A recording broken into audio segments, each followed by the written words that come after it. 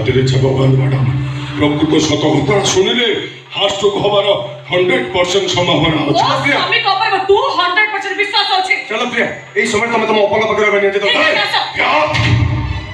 স্ত্রী তা বাটর জবাব দে চুপচাপ মোর সাথে পুলিশ স্টেশন চল। আমি কথাবার্তা করি আমার সময় নষ্ট করছদি। বর্তমান খালি ইয়াড়ু সাড়ে প্রশ্ন পচারছি ইয়া পরে পুলিশর ইন্টারোগেশন রুমরে যেতবেলে সিধা সিধা প্রশ্ন পত্র আসিব ତମ ସ୍ୱାମୀ ଯଦି ସିଧା ସିଧା ଉତ୍ତର ଦେଲେ ଭଲ କଥା ତା ନହେଲେ ପୋଲିସ ରୋଡ ବାଡ଼ି ଆକ୍ଟିଭ ହେଇଯିବ ତାପରେ ଖାଲି ପାହାର ପାହାର ଆଉ ପାହାର।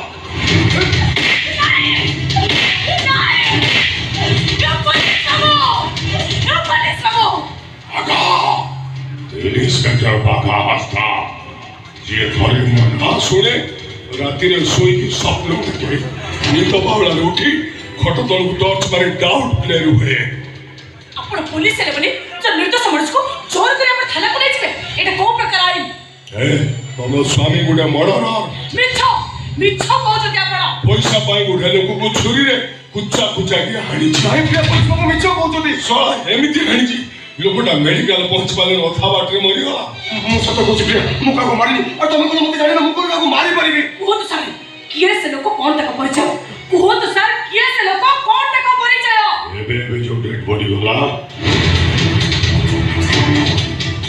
ସେ ନିଶ୍ଚୟ ରୂପକ ଦାସ।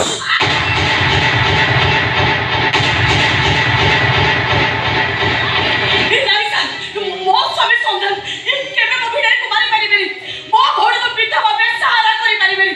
ଆପଣ ମିଛ କହୁଛନ୍ତି ସାର୍ ଆପଣ ମିଛ କହୁଛନ୍ତି। ବିନା ସାକ୍ଷୀ ପ୍ରମାଣରେ ଇନ୍ସପେକ୍ଟର ବାଘା ହସ୍ତା କୌଣସି କେସ୍ ଡାଇକି ଉଠାଇଲା ଆଉ ପ୍ରକୃତ ସତ ଘଟଣା ମିଳିଗଲା ପରେ ଆସାମୀକୁ 7 ତଳ ପାଣି 9 ତଳ ପଙ୍କ ଭିତର ଖୋଜି ବାହାର କରିବ। ମୁଁ ଆପଣଙ୍କୁ କଣ କରିବି କେମିତି ବୁଝିବି ମୁଁ ନିଜେ ବି କିଛି ବୁଝିପାରୁନି। ଯୁବ ଭାଇ କେମିତି ମନ ତାକୁ କିଏ ଭଲ ତୁ ମାରିଛୁ ନାଇଁ ଚାଲ